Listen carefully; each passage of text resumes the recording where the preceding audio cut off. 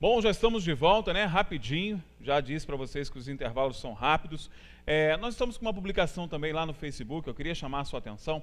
Já falamos dos perfis falsos. Agora vamos falar de um outro assunto bastante delicado também e que estão nos perguntando. Por que o Diário não está fazendo pesquisa? Porque, gente, pesquisa eleitoral é uma coisa muito séria, tá?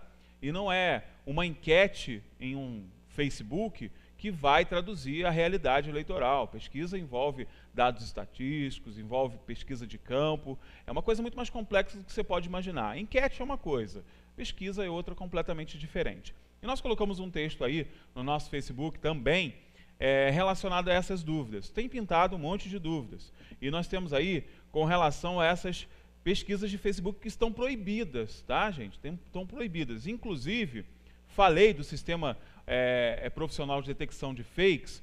Tem um outro sistema também elaborado pelo próprio Facebook, que é o dessas pesquisas eleitorais. Elas estão sendo retiradas do ar mesmo, mas tem que ser, porque são proibidas, a legislação não permite. Justamente por isso, não é um levantamento de dados dentro dos seus amigos que vai, né, transfigurar a realidade eleitoral. E pode, né, como tem sido demonstrado inclusive em outras eleições fora do país, pode desequilibrar aí a concorrência eleitoral. Então a Justiça Eleitoral está de olho, a gente, é claro, está seguindo os parâmetros que são determinados pela nossa Justiça.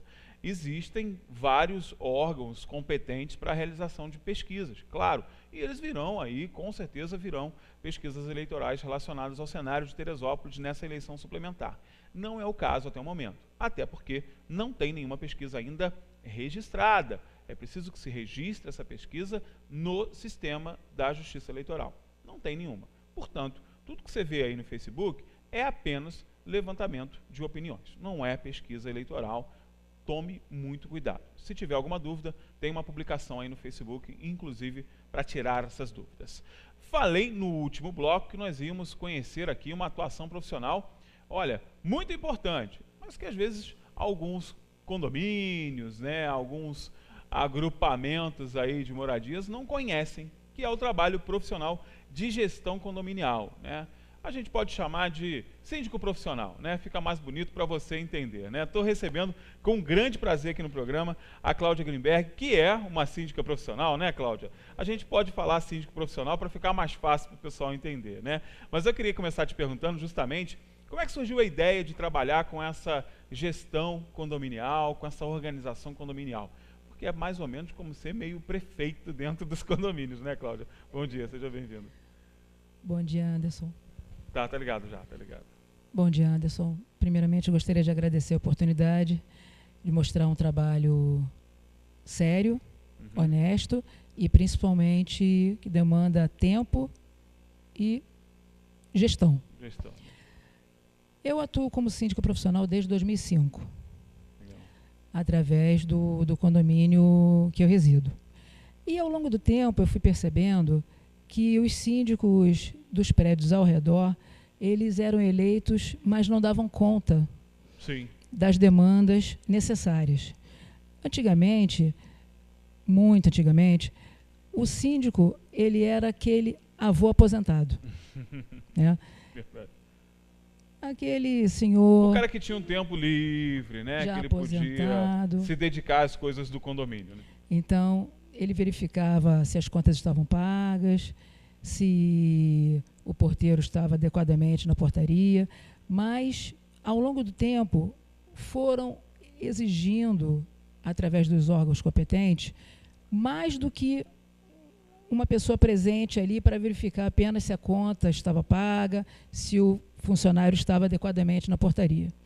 Então, eu me qualifiquei, em 2009, pela primeira escola de síndicos do Brasil, em Porto Alegre, e me coloquei à disposição. Porque, muitas vezes, o síndico morador não toma as medidas adequadas porque ele não tem uma gestão preparada para aquele cargo. Muitas vezes, ele gostaria de comer um churrasco com um vizinho no final de semana, mas esse vizinho é devedor de cotas condominiais. E, ao contrário do que se pensa, quem deve não fica constrangido, mas o síndico fica constrangido em colocá-lo na justiça. De cobrar e tudo mais, né? É verdade. Isso não é o meu problema.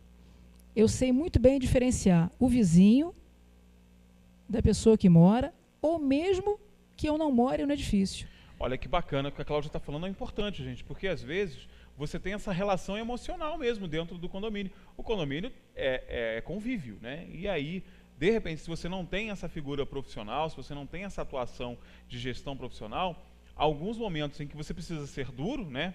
E aí, a gente não está aqui, inclusive, nem fazendo o juízo de valor com quem está devendo, porque, inclusive, o nosso sistema permite que você tenha o direito de dever, né? Um dever, é um direito, inclusive, do cidadão. Ter o direito de dever não é crime, quem deve não é criminoso, mas, em algum momento, isso vai precisar ser cobrado, porque também é direito do condomínio cobrar. Então, esse envolvimento emocional acaba atrapalhando mesmo, né, Cláudia? Acaba atrapalhando. O novo Código Civil de 2003, ele colocou mais agilidade, mais rapidez na cobrança condominial. Na cobrança e execução, inclusive. Execução judicial. Em troca disso, ele reduziu para 2% a cobrança após o vencimento. Isso gerou uma inadimplência muito alta, porque mesmo que a gente entre com o processo de execução, não tenha mais aqueles embargos, você consegue rapidamente, em 48 horas, penhorar o imóvel quando a taxa não é paga, até que se consiga citar, processar e executar, leva um tempo. Por quê? O morador ele vai deixar de pagar a cota condominial com 2% de multa apenas, para não deixar de pagar o cartão de crédito, que é muito mais alto. Claro. Entende? Claro. Então, essa falta do pagamento do boleto em dia gera uma taxa de inadimplência para os outros moradores, porque, veja, você tem uma ordem ali de despesas ordinárias. Claro. A partir do momento que uma cota deixa de ser cobrada, você tem que ter um trâmite, né, dentro do condomínio, muitas vezes aumentando o valor condominial, entrando com 20% de taxa de inadimplência, porque aquele condômino não paga. E não é justo o síndico, porque ele quer dar um tapinha nas costas do outro morador e comer um churrasco com ele, que ele não seja executado juridicamente. E fora isso, eu já vi de tudo. Eu já vi prédios que não honram o pagamento dos impostos dos funcionários. Sim. Depois eles entram na justiça, geram até uma penhora de um bem do prédio. É verdade.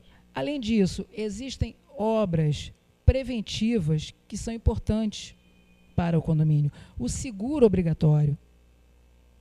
A limpeza da caixa d'água de 6 em 6 meses. Muitas normas de segurança que foram instituídas, né, pela legislação.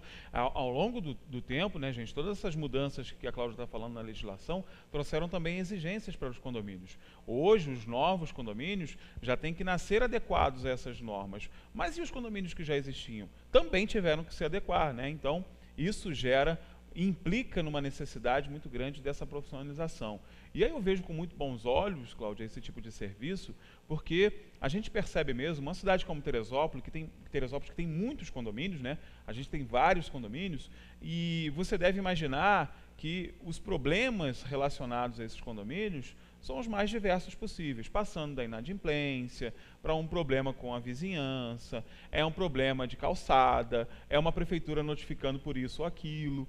E aí gerenciar tudo isso, mais a vida particular, porque muitos síndicos acabam fazendo isso, né, Cláudia? Olha só, gente, fazer tudo isso e ainda cuidar da tua vida particular, às vezes fica inviável, né, Cláudia? Não por questão do tamanho, mas pelas exigências mesmo, né?